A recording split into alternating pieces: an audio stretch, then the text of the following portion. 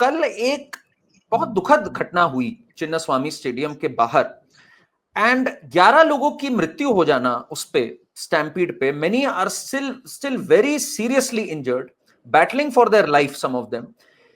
ऐसे में बड़ा इजी हो जाता है पासिंग द बक। कोई कह रहा है ऑर्गेनाइजर्स ने ये किया, एडमिनिस्ट्रेशन का कहना है हमने एंटिसिपेट नहीं किया, पुलिस कह रही है हमें केवल रात रात भर का समय दिया गया, हमें पहले बताया नहीं गया इस बारे में।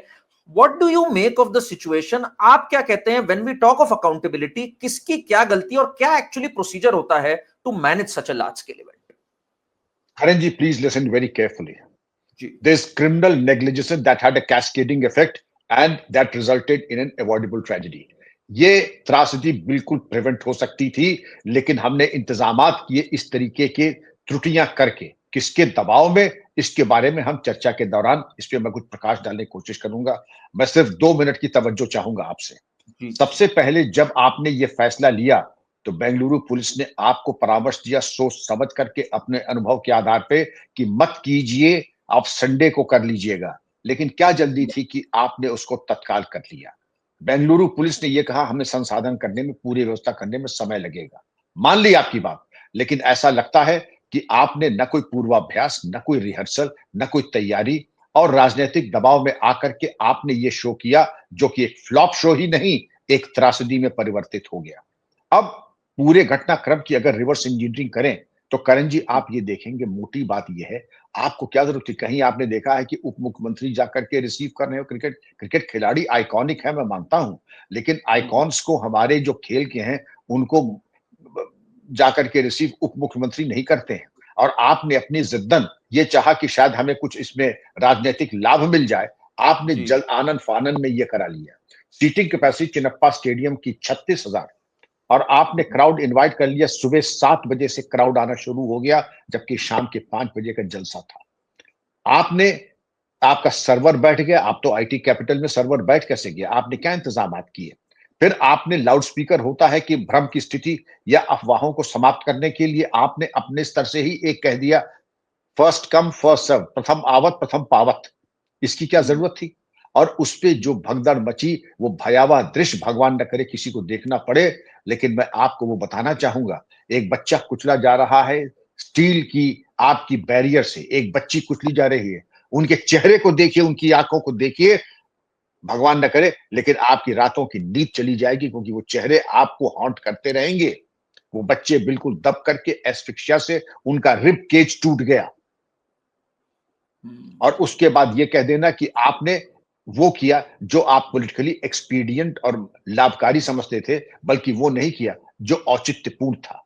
अब हम पुलिस की बात कर लें। कोई भी आपके सामने मजबूरी हो, आप ये नहीं कह सकते हैं कि हम नहीं कर सकते हैं।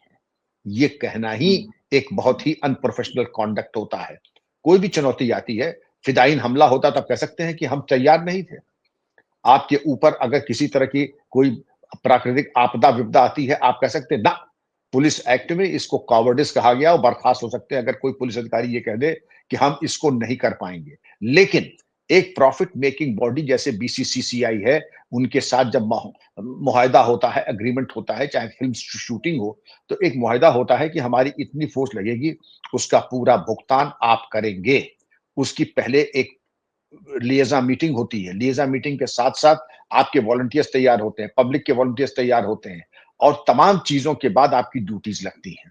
उसके बाद एक इंटरनल सिक्योरिटी स्कीम होती है, आंतरिक सुरक्षा योजना, जिसका पूर्वाभ्यास, रिहर्सल हर महीने एक बार इसलिए होता है कि ऐसी कभी अगर विपत्ति, ऐसी कोई चुनौतीपूर्ण स्थिति आ जाए, तो आपको मालूम है कि प्रत्येक कर्मचारी, constable right up to police commissioner, right up to police commissioner constable, उसकी ड्यूटी कहां पर रहेगी, अस्पताल कहां है, फर्स्ट एड की क्या व्यवस्था है, पानी और फायर फाइटिंग की व्यवस्था क्या है, और पूर्वाभ्यास में अगर कोई त्रुटि रह जाती है, उसको दोबारा सुधार किया जाता है, दोबारा परामर्श दिया जाता है, मेमोज इशू किए जाते हैं, और तब तक किया जाता है जब तक ये बिल्कुल रेपिटेशन, इंटरनलाइजेशन और हैबिट में शुमार ना हो जाए, जिससे कि रिफ्लेक्स एक्शन में आप काम करें, आपको सोचना न पड़े।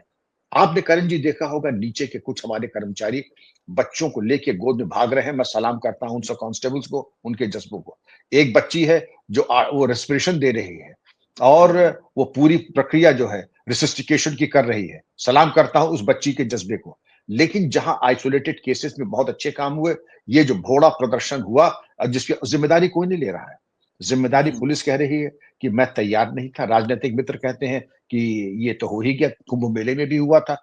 तो कुंभ मेले में ये मालूम पड़े नरसंहार अगर कहीं पर हो गया तो क्या दोबारा नरसंहार आप अपने यहाँ करा देंगे? इसके पहले की इस बेशर्मी के साथ आप दूसरे पे उंगली उठाएं, आप हम इसकी बात कर रहे हैं।